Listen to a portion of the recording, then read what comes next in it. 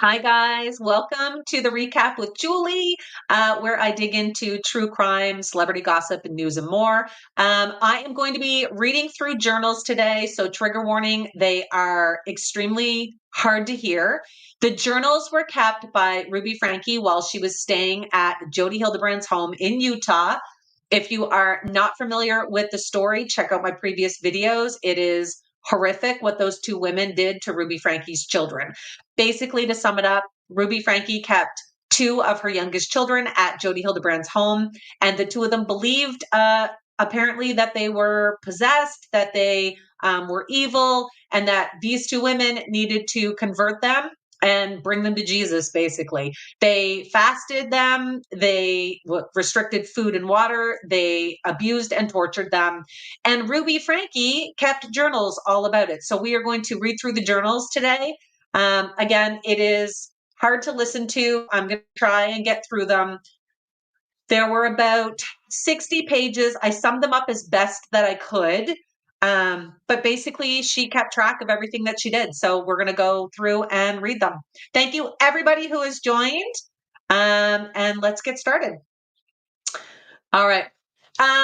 So basically, these journals were not the only journals that Ruby Franke has kept. Ruby Franke was obviously known for writing journals. She had electronic journals and handwritten journals at her home. And when all of this went down last August, her oldest daughter, Sherry Frankie, who was 21 years old now, ended up taking those journals from the family home when she went in to get clothing for the younger children. And she ended up almost being charged, or I should say, her father wanted her charged with theft at the time. So that, of course, did not happen. The police did call Sherry, though, to get the journals back. And she did, in fact, return the journals to the police. All of that footage is on my channel as well if you wanted to give it a watch. Make sure you subscribe and follow because I will definitely be updating with this story.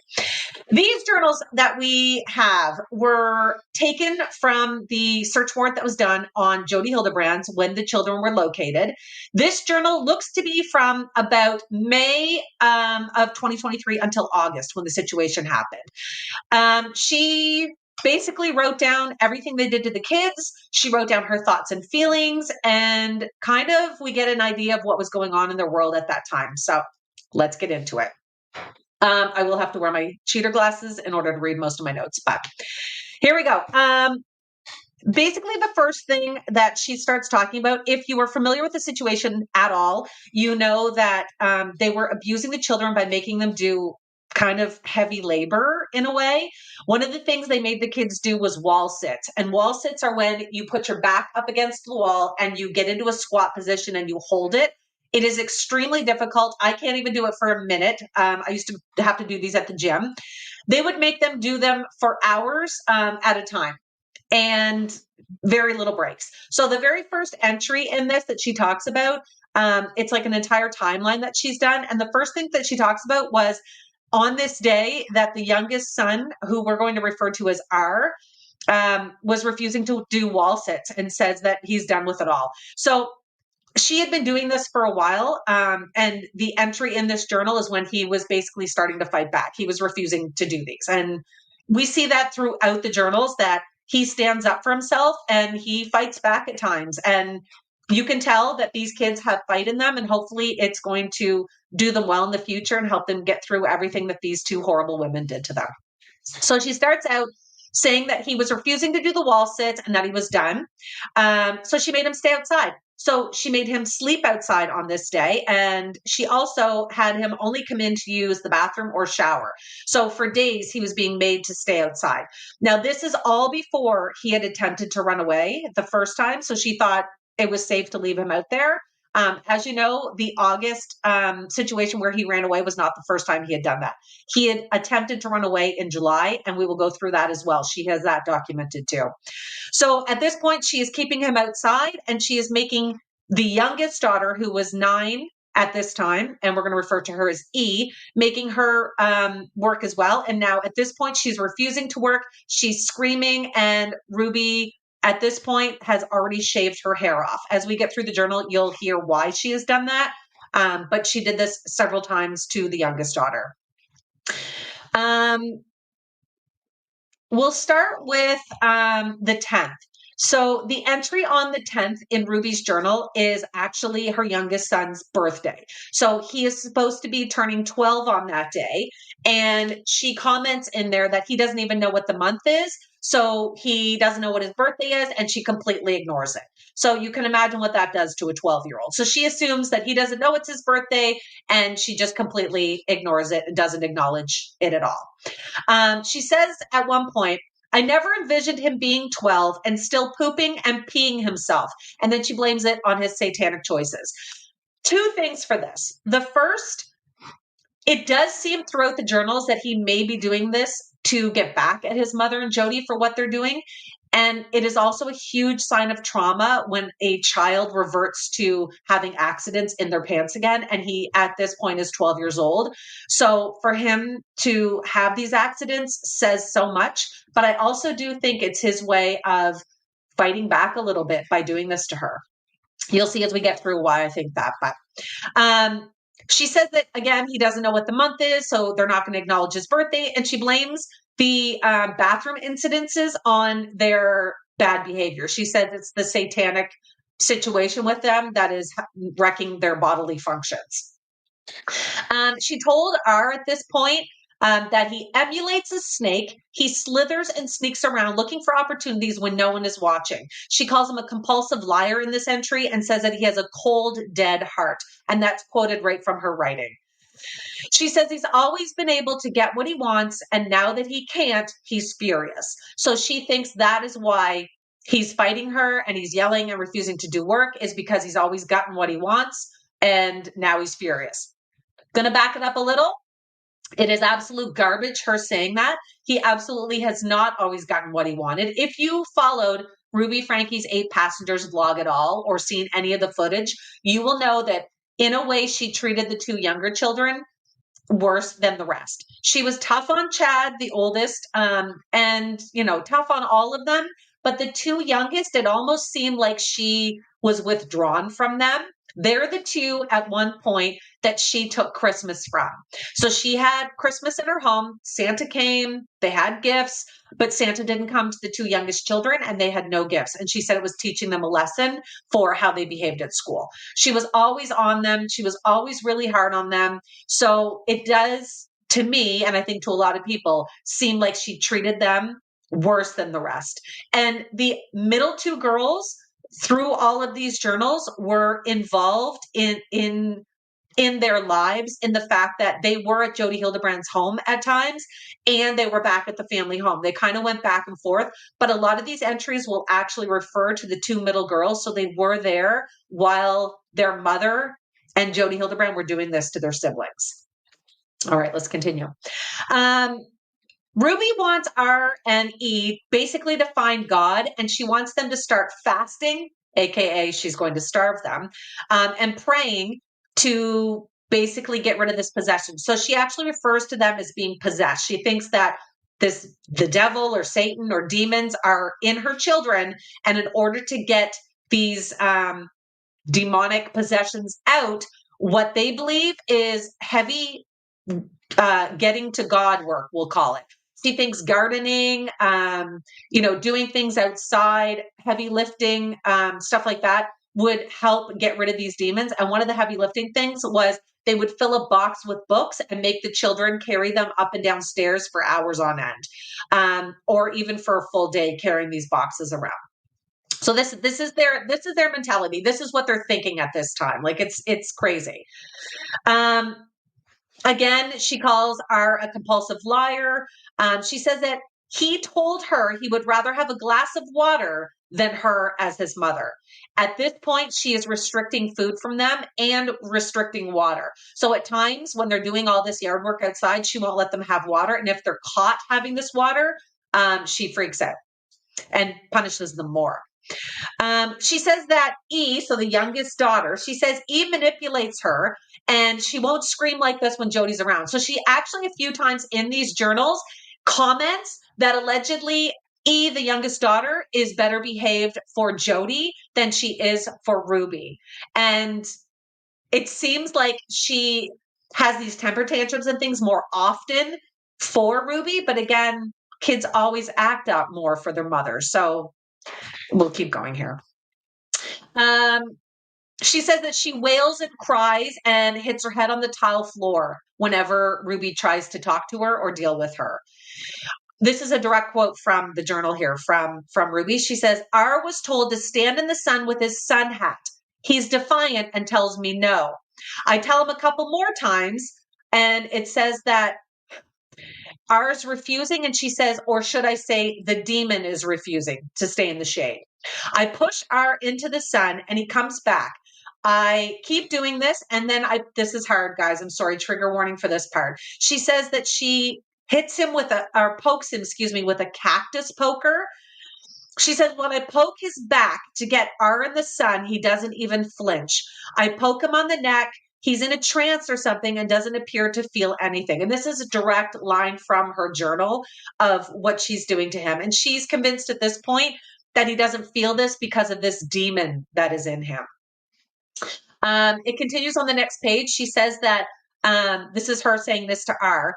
Do you know that I love you? Do you know that Jody loves you? Do you know the Savior loves you? And he replies to those questions with yes, ma'am, at this point. He wants out of this, allegedly, at this time. He tells her he wants things to stop and to get better. And she says that she takes her old mop water and goes to R. I show R the water and then I pour it on him because it's hot outside. He said, and I say to him, it feels good, doesn't it? And he says, yes. So she's just poured an old, dirty bucket of water on him and he's enjoying it. Ruby says to him at this point, again, do you know I love you? He says, yes, ma'am. He gets teary-eyed after this and he talks about she talks about holding him underwater and gets kind of these weird analogies about it at this point. It's very odd, but it says that Ruby covers his nose and mouth with her hand and refers back to this water metaphor thing. I don't know if she thinks she's cleansing him or getting the demon out, but she literally is waterboarding him. She's restricting his oxygen and putting him in water. He voices that he says that he wanted to beat Ruby up at this point and that he was intrigued and interested. And I'm not sure exactly what she's talking about that at this point because the handwriting was really bad. But she says that 2 hours later, he drinks water from the hose and that he stole the water. So this is kind of the first entry that we see of them trying to get water from the hose and Ruby saying it's breaking the rules. So they get punished more when they try and steal water. It's awful. She writes in here that he's a compulsive liar, he feels no remorse, and that he wants to go to jail, and he worships the devil and has no interest in changing. So throughout the journal entries, he talks about the fact that he wants to go to jail. He asks her and pleads for her to take him to jail because she's constantly telling him that he's evil and bad. So that he's going to go to jail, and he wants to. He's saying, take me to jail. She says he doesn't actually know what jail means, and he's got no compassion when throwing his life away is what she's saying. He just wants the immediate gratification of sitting in an air-controlled car to get to juvie, is what she says. So she's telling him, you only want to go to jail so you get the air conditioning. Because again, she's keeping him outside. And all this is taking place in August in Utah, and temperatures were like over 100 at this point. She says again the next day that he stole water. He was angry and looked like he wanted to get his fists up. This is her writing again. She says that he has no idea what he's doing, but she does, and she can help him. This is what she's telling him in the journal entry. She wants him to tell his demon friend that she will not stop and he will not win, and that she has the power of God and he must obey, and that she doesn't want to feed and give water to a demon. R tells her that he's gone. The demon's left at this point. So Ruby takes E and R later that day on a car ride to the gas station and tells E that she's never going home. So in the journal entries, it looks like the youngest daughter is constantly asking to go home. She doesn't want to be at Jody. She's asking her mom to take her home. So when all of this first came out, when Ruby started going to Jody's home to do this connections cult type stuff, E and R, the two youngest children, were left in Ruby's home with the two middle girls. So the two middle girls were taking care of the two younger children. The two younger children were being homeschooled, allegedly. They were taken out of school, but the two middle girls were still going to school. And the two oldest, of course, were already out.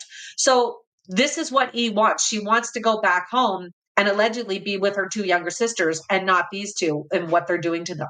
It sounds to me, in my opinion, the only reason that Ruby took the girls to Jody Hildebrand's home is because the police and also DCFS kept getting reports and doing check-ins. So I think just to get rid of that is why she ended up going to Jody's with the two younger children.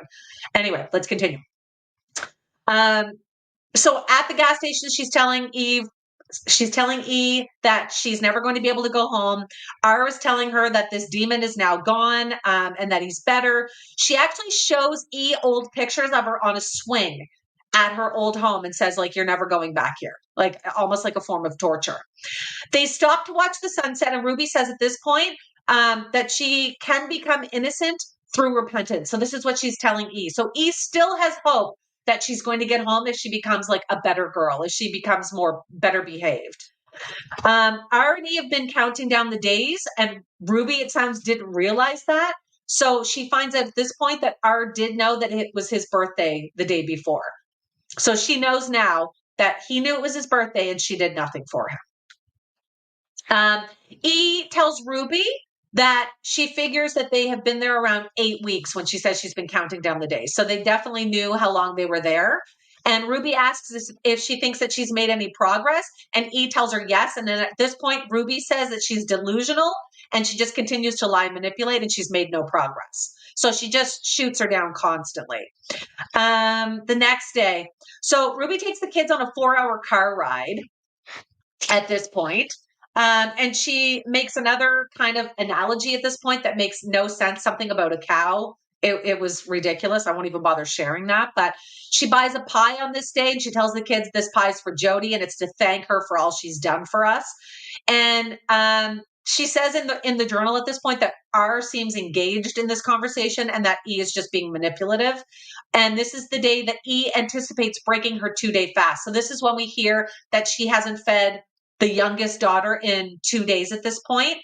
And Ruby tells them that this has all hardened her heart and that she is going to have to do one more day of fasting. So she's adding another day. So that means 3 days at this point that E hasn't eaten, and allegedly R as well. She says that E flips out at this and starts ranting. She refuses to get up. She lies on the floor all day, speaking dishonest chants. They don't sound that dishonest to me. Ruby actually writes down what E is saying, and this is what she says. She says that and she calls Jody in this journal G Joe. So she says because G Joe's on the phone with clients, she doesn't go in and she doesn't match the level of aggression that E is showing. But she says that all day E is making up rhymes about her, and this is what she's saying. My mom stars me and calls it fasting. Not dishonest. My mom won't lift 2 fingers and bring me food because all she does is lie on the bed and eat brownies. My mom says she's the most loving mom in the world, blah, blah, blah. If I can't ever go home, then what's the point in being obedient? I'm going to run away. So these are all the things that E is chanting while she's screaming and freaking out. And Ruby wrote them down. So now she says Jody does eventually come in and help her intervene, and explains that the longer the lies are allowed to be spewed, the larger the intervention is going to be, this physical intervention that she keeps talking about. So again, in these journals, it sounds like they think in order to get out these possessions and demons, they have to do all of this heavy lifting and physical labor. And they get into descriptions of what that is in a few minutes. She comments in here about E's hair. She says, I cut more of E's head. We doused her with water in the dog wash. E said she wanted to run away. Jody told E she has no idea what is waiting for her.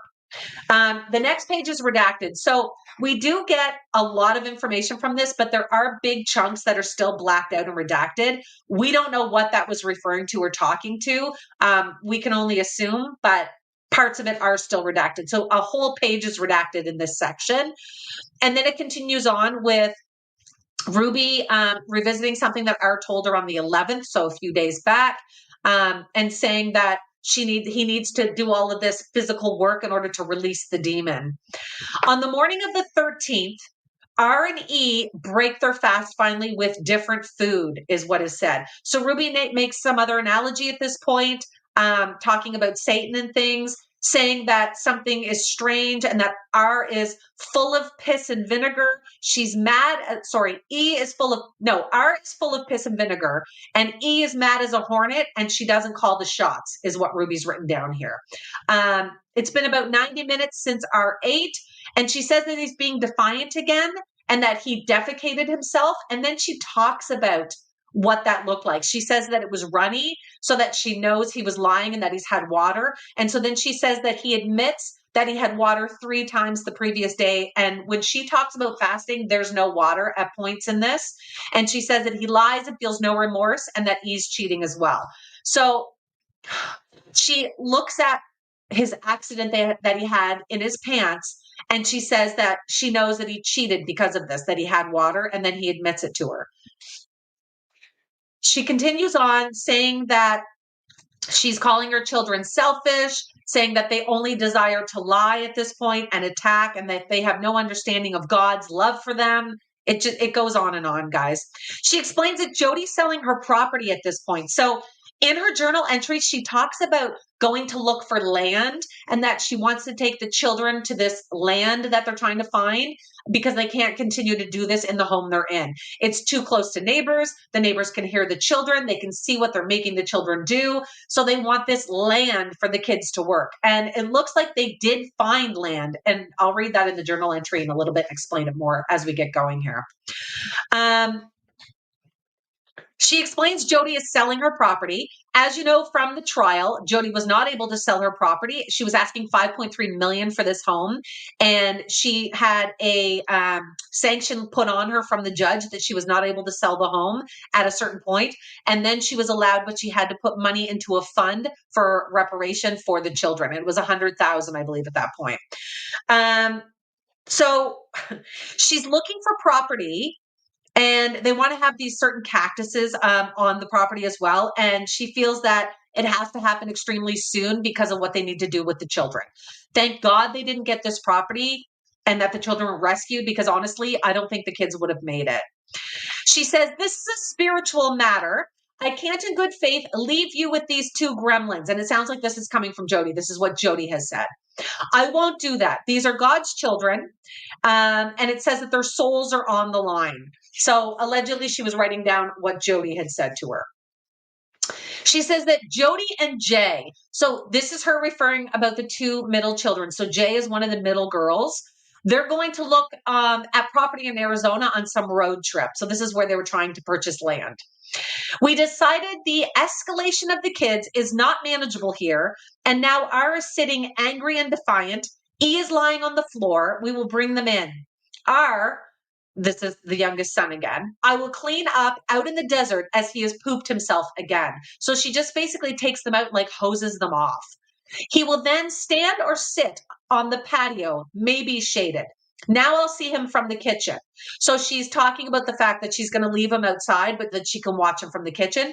And she says, E, I will bring into the cool house and she can sit in the pantry. They will think they won. They will think they got what they wanted. They will relax then pop. And she has it in uppercase with a bunch of exclamation points. We will drop them like hot potatoes out in the desert, their new home. You are going to get exactly what you asked for, she says. Like, this is just terrifying, you guys. There's only one sentence on the next page, and it's continued on, and it says, oppositional force is required for growth, development, maturity. E and R have never experienced oppositional force. They are very weak-minded. Then it continues on. There's no date for this one, but she says that Ruby says the wicked spirits in E and R have been pals a long time before this life. So she starts talking about them being possessed in previous lifetimes at this point. How E and R got to come and get a body can only be explained to me in advocating to be their mother. So she thinks that the reason she got these 2 young children is because she was begging God, and he decided he would give these evil children to her to fix.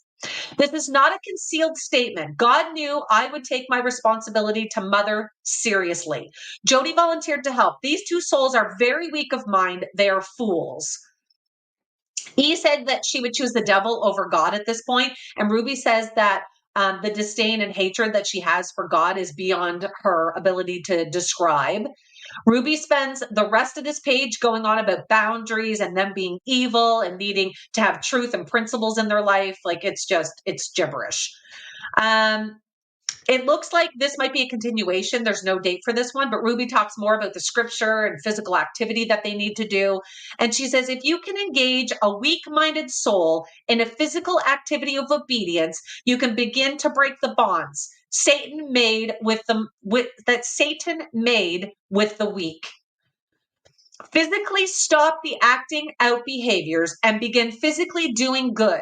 Farm work, lifting boxes. So again, she was making them carry heavy boxes of books up and down stairs.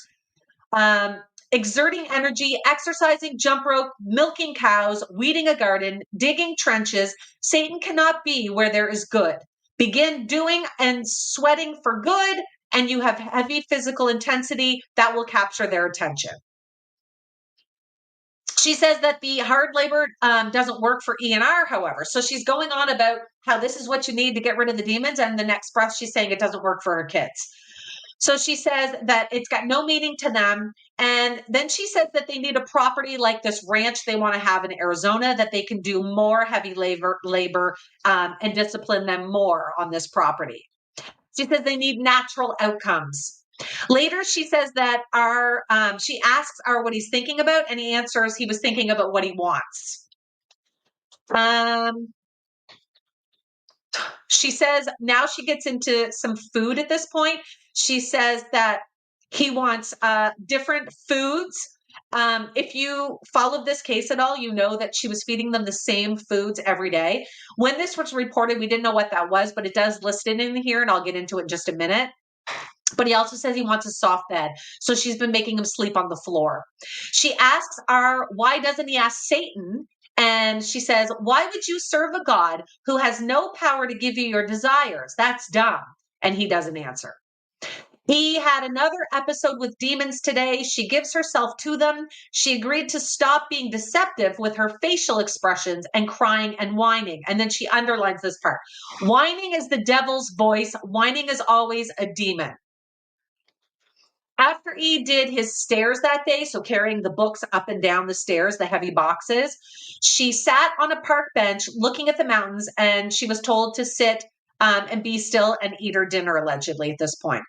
So I'm just going to read the quote from this page. She says, E woke up. I reminded her that if she whined, cried, or squinted her eyes at me, or soured her face, I would be buzzing her hair off as punishment. If she's going to act sick, she can look sick. She agreed with a smile. I told her because she didn't listen the night before, she would do 2 sets of boxes on the stairs with a 5-minute break. She did the first set easily and agreeably, and after 5 minutes of rest, she began whimpering when she got to the bottom stair. She said she slipped and dropped the box. I put her in the dog wash and shaved her head because of this, then made her go back to the boxes. I told her, and then this part was kind of whited out. She said, yes, ma'am, to me with tears. I said, it's heavier than boxes, isn't it? And she said, yes, ma'am. And I said, E, I can't help you find relief. You have told so many lies about me that you refuse to be obedient. Why do you keep being buddies with Satan? And she says, I don't want to work. And Ruby replies, don't you see it's because you follow Satan that you keep doing these boxes? If you were humble, you would be inside making pancakes with Jay and me. So she's inside with one of her middle daughters making pancakes on this day. She makes E sit on the porch bench at this time and think about her choices. The next day, so we are up to, oh, no, this is the same day. It's just the next page of the journal, but we are up to July 14th at this point. Ruby says that if E moves, fidgets, looks around, gets up, anything, that she's going to have to go back to work. So she promises to be obedient. And she says for an hour of sitting out there, she watches E, and E is being obedient by not doing those things. And then she starts fidgeting. So she says E begins fidgeting and moving. And so Ruby pulled her back into the house and gave her more boxes to do at this point. So she failed. There's another talking interaction here between Ruby and her youngest son. And I'm just going to quote it here. It says, Ruby says, "You like sleeping on the hard ground? I slept in a soft bed last night." And he said, "I slept really well." And she says, "You're mean. Do you enjoy being mean?" And he says, "Yes, ma'am." She says, "Do you expect me to feed you?" And he says, "Yes, ma'am." And she says, "I will feed R. I will not feed a demon. So I'll check on you in a bit. And if you want food, then be prepared to tell the truth about your behaviors. Tell the truth of who I am." And it's an hour later, she goes back and she says, "Are you ready?" And guys, this just shows the fight in him, like that sweet little boy. He says, "No, ma'am." So she says to him, "So you would rather have no food and worship the devil?" And he says, "Yes, ma'am." Ruby says at this point that E does her first set of books. This is the next day, the 14th again, or I should say it's the same day, isn't it? Just another page. Yeah, it's just page 25 at this point. So Ruby says E does her first set of books decently and gets a 10-minute break. Then E gets upset because she has to do more of the boxes and says that she's done them. She picks a flower when Ruby puts her outside, and it's Jody's plant. So Ruby now says she's being defiant because she picked the flower. There's more boxes happening here. E's refusing, and then she has to sleep on the basement floor that night.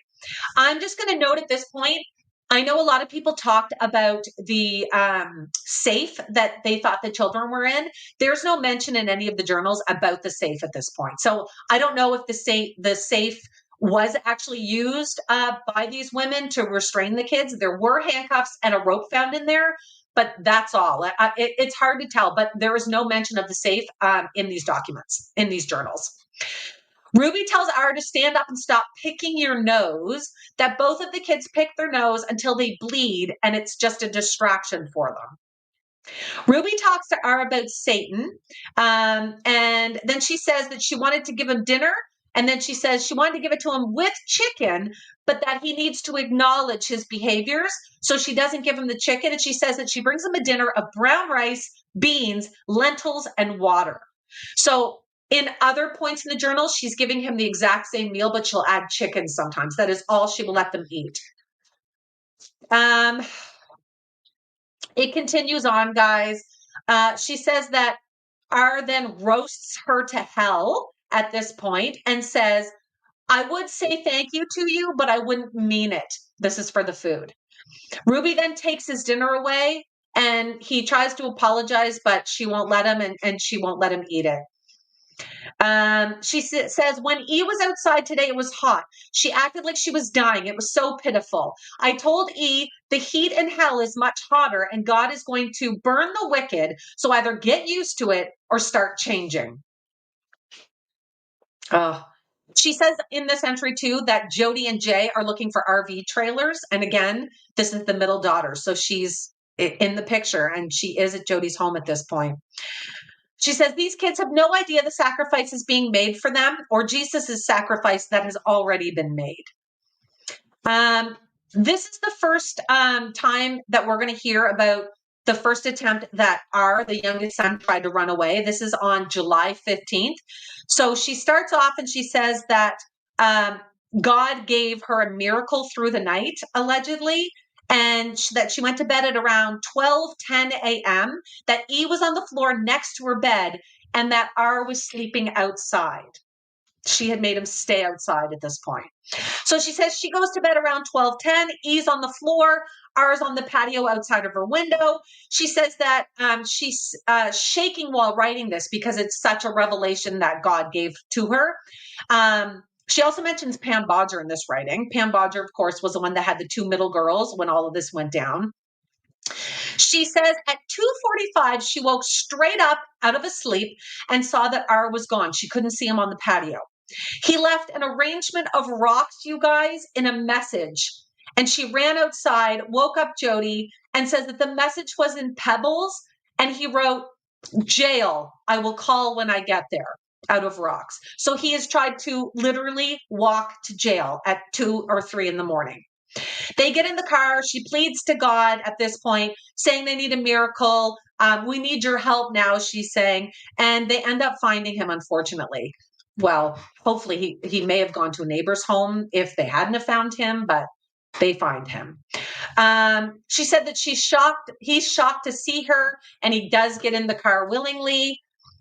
She says, the devil wants me in prison, my children dead, is what she says the devil wants at this point. The other kids go back to bed, but R is locked in the garage at this point. He has zero remorse, zero fear, zero expression. He's cold, callous, and hard. Angry he isn't calling the shots, is what she writes about him in this entry. She says again about needing land, that she can't keep the kids here, that they need to be moved somewhere where they can handle them better. She says, don't let those kids' choices run your life. She tells about the spirit. This is what the spirit has told her. Like, it's just horrendous, you guys, horrendous. She says, I tied a rope to my feet and to R's feet the next day, to my waist and his. And then she was making him sleep with her in the soft bed, tied to her, is what she started doing for a few days. She says the same day when they get up and they're up for the day, she says that E and J, the two middle girls, and Jody go to Tucson, and that R is home with Ruby. Sorry, E and J are one of the youngest daughter and one of the middle daughters. And she kind of takes notes in here talking about making him read through these notes and things that she's got about God. And she says that she describes R as being studious at this point, but she's not relieved, and says that his next sentence is odd in here. She says, I now know that in order to keep my son, I will need to put him back under sedation. I unhooked him from all the bells and whistles and asked him to breathe and thrive on his own, and he went into arrest with stress. Back to the sedation we go. The demon is still here, and I purposely put R back into a slumber, hibernate. That's terrifying. I don't know if she was drugging her children or what that was, but that is terrifying to read. She compares him again to demons and says that demons are like a cancer, and says R and E don't want to repent. She goes into saying that Jody texts, and Ruby is saying that she found land at this point. So their trip to Arizona, Jody allegedly found land that she wants to buy at this point. And Ruby says, the devil does not want us to take R and E out of society. He did not want Jody finding this property. He wanted Jody and I down at the police station. I don't even know what this is all about. She's trying to say that the devil's trying to catch her. She says the devil doesn't want us discovering a place to bring intervention to his entanglement of my children. So she's convinced that they're possessed. She says R can only think that he likes, this is going on about the taste of milk, and saying that he likes the taste of milk, a bunch of stuff. Now we're on to July 16th, so it's the next day. Ruby says that last night she tied herself again to the youngest son, R, and let him sleep in the bed with her. And she says, R showers while I watch. I shower while R is locked in the closet. I can see the closet door as I shower. So again, I feel like based on this entry, if they were locking the kids in this safe, she would have put him in the safe while she was showering or at night and make them sleep in there, but it's not. So I don't know if they were using the safe. She gives them food again, and it's the same food: chicken, rice, beans, lentil, and tortillas. That's all they're getting. She has them do 3 sets of 10 push-ups and then read whatever this passages are again, and says that Jody's on her way back and that E spent the day lying down in the back seat and didn't even know where they went, and that they left Tucson. So I don't know if this was on purpose, that Jody was making her lay down, but she wouldn't let E know where they were. Ruby then starts debating if they had an hour of breaks and reading, if the children should do more and be more compliant, I guess. She wants them to have discomfort, she says, at this point. Some of this is blacked out, but she says we needed to wake the child up to the state of reality. Show them where they really are, the pit of hell. This hope was that they would choose to go to God for forgiveness, to admit their awful state. Instead, they hid. They wanted to lie to themselves that what they did wasn't that bad. Like, she's just rambling here about them. They that they were the victims, that me and Jody are the persecutors, that burning in hell isn't real, that God is that mad, and that God doesn't even exist. They deny the power of God. R and Ruby again are having a conversation. She tells him that he is sedating his choices to do wickedly. I don't even know what she's talking about here.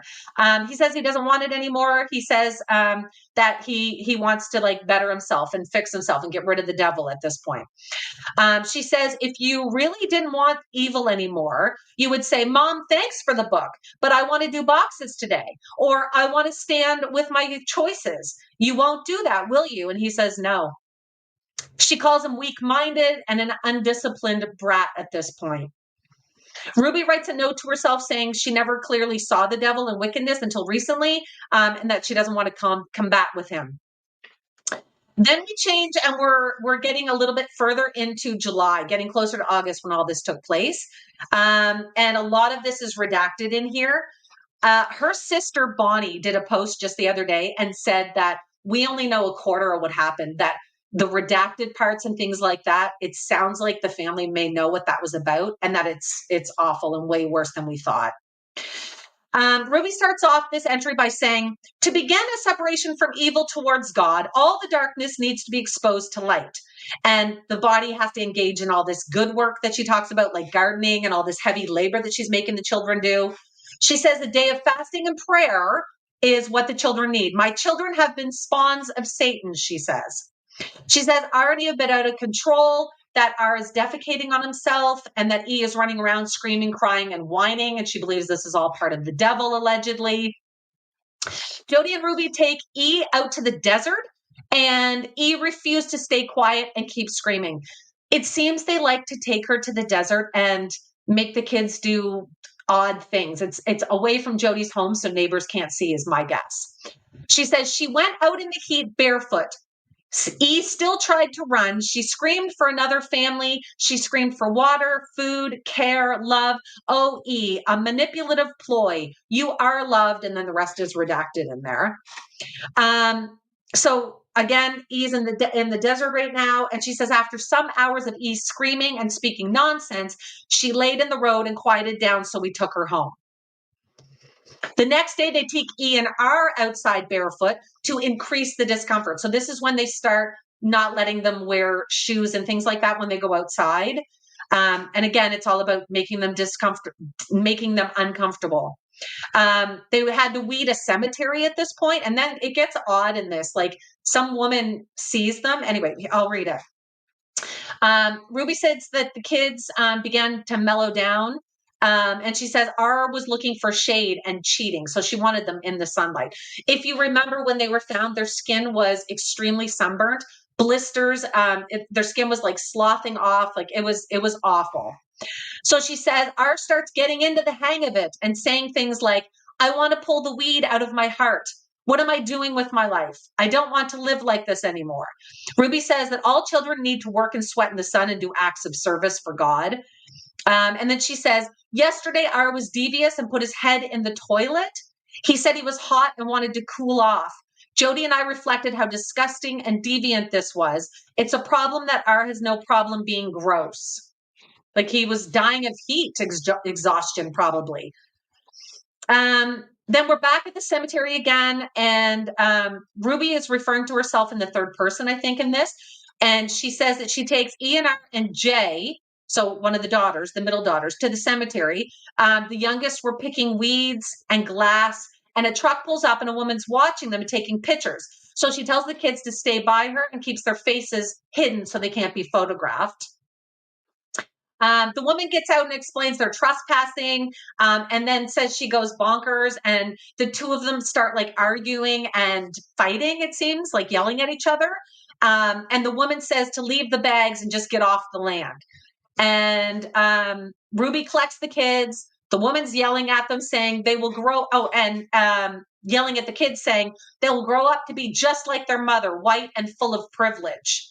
The woman wants to get a police report going. Ruby ends up driving off and later says that the woman was projecting her anger and aggression on them and says that she's living in distortion. One of the favorite words from Connection, as you guys know, truth and distortion.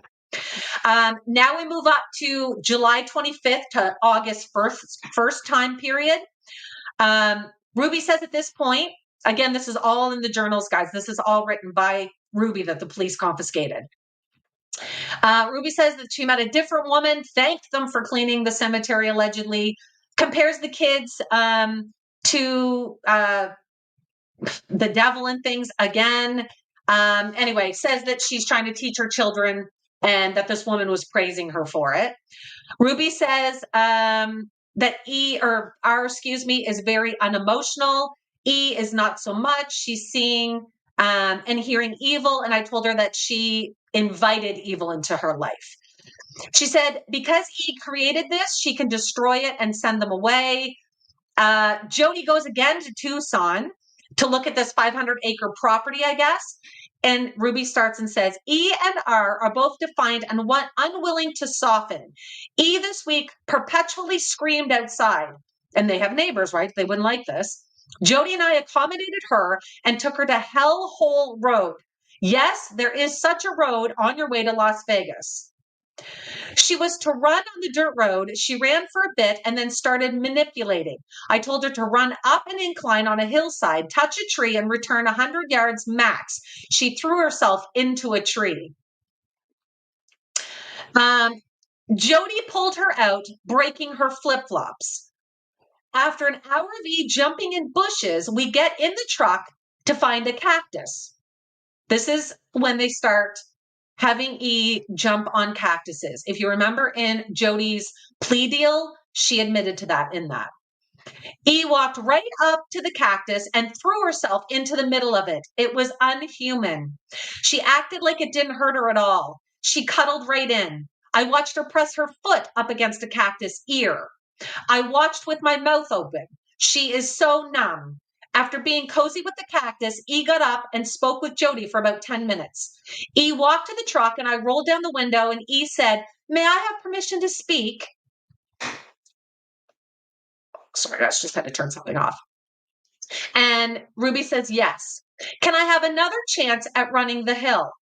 And she says, "Yes." So they get in the truck and they drive to the hill. E gets out and comes to my window. "Mother, what would you like me to do?" And I instructed her to run to the dead tree and then come back. And he replied, "I would rather jump into a cactus." And Ruby says, "What evil, what deception. This girl would choose to be shot and die than to humble and do what she is told. There's no pain point where she will turn."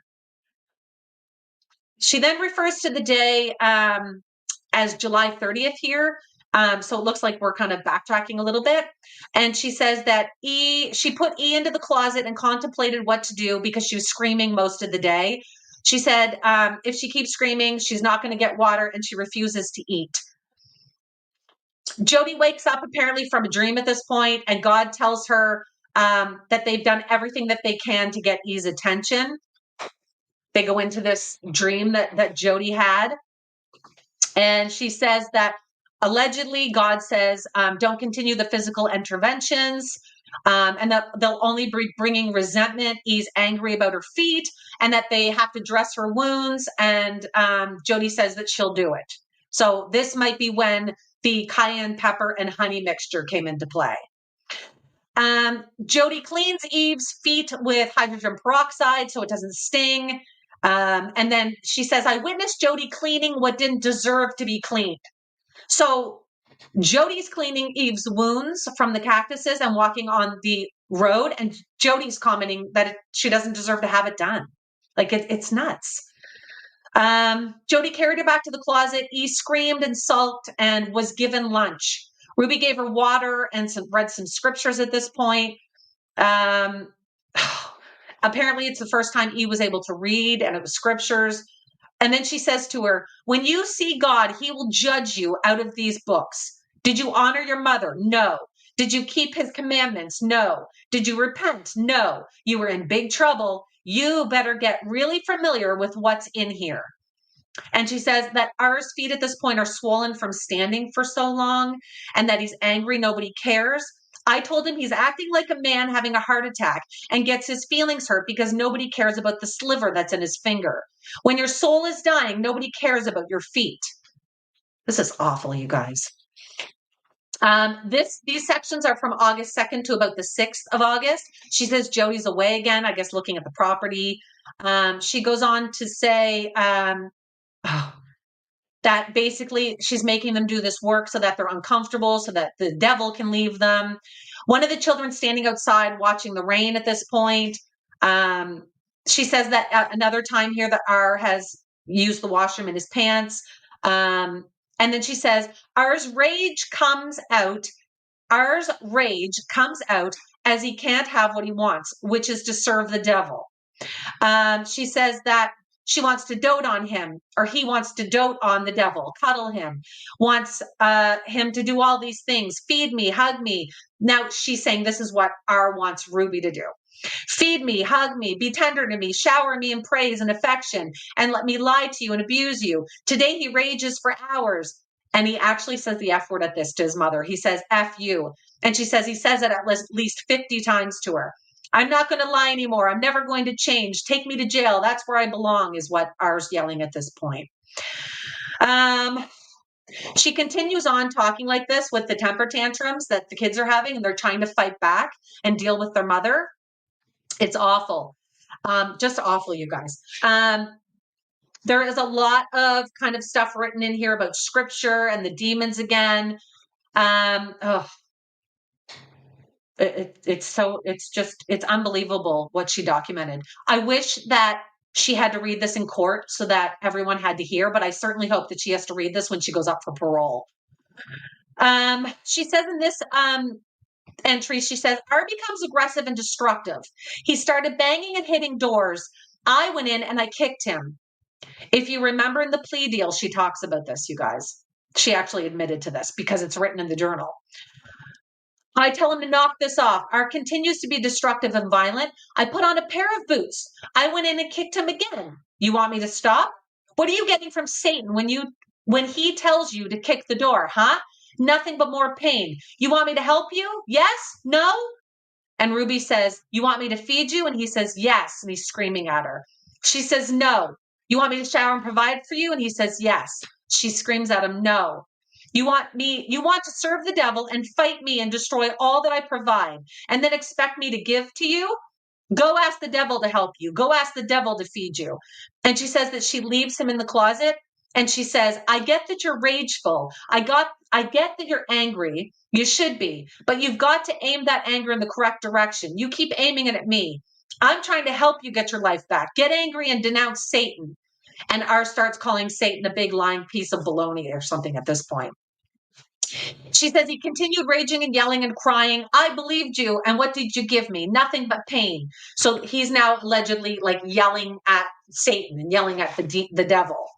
He's yelling, get lost, get lost. And Ruby questions if it's sincere. She says, R's manipulating his hand, wetting his pants. She says, show God how you have desecrated your precious body, how you misuse your body. Beg him to help you. Ugh. It's awful, you guys. And then another entry's here saying that Jody and Jay, so one of the middle girls, are off in Arizona. Ruby's watching R in the closet and he's on the back patio. And she says that it's warm and raining at this point. She asks R she says to him, asks what he's thinking. And he responds, how my choices have led me here. She's going on at this point talking about the devil and how he worshipped him and things like that. She says, E stood in the rain for 2 hours on this day. Then Ruby starts writing in here and saying that they've got to be humble. She explains R never would have disclosed his sins had he not had a hope that confessing would bring him a sense of relief. The world we live in today does not support children being uncomfortable. They, the adults, are uncomfortable with children being uncomfortable. And so children are comforted, entertained, and distracted from the need to confess and change. Stripping down a child's world to be the basics, which is beans, rice, and hard work, would be considered abuse. And it is. And it's not. It's necessary for the prideful child. So she goes on here now, basically defending what she's doing to the kids, saying that this is what everyone needs to do. She says it's been 3 months of consistent boundaries and putting up with his terrorizing to get his confessions out. Who would do this in the real world? I don't know anyone who would feel their kid in America, feed their kid, feed their kid beans and things like that to get them to basically heal. And she goes on to say, I don't know of anyone who would feed their kids in America beans, lentils, rice, and chicken for 3 months straight and refuse all distractions. So she's saying this is what needs to be done to all children. So this is why she's doing it to hers. Now she's saying it's the second day of our jumping on a mini trampoline. If you've seen pictures from any of this, there is a trampoline in the pictures. And now we know what she was using it for. It was discipline. She was making them jump on it for hours on end. He struggles with balancing and coordination. Ruby asks him to take off a sock and try balancing like on the opposite foot at this point. He fails constantly. He falls, and he actually falls in his nose, you guys, and gets a bloody nose at this point. She says he gets new blood on his face and shirt. And Ruby says the easiest exercises he's asked to do, but he refuses to do them.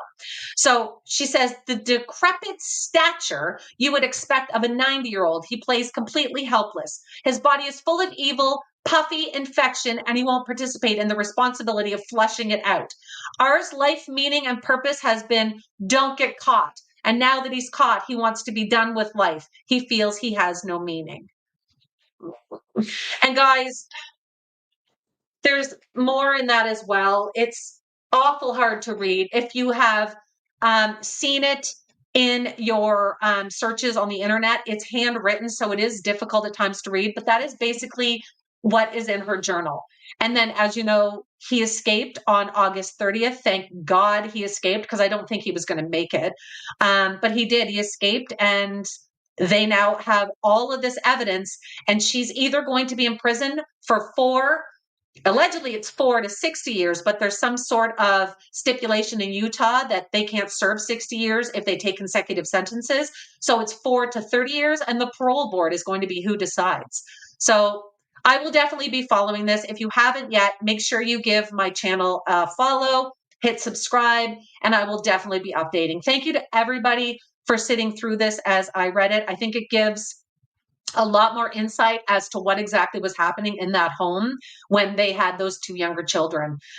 Again, thank you for watching, and I will see you another day. Thank you, guys.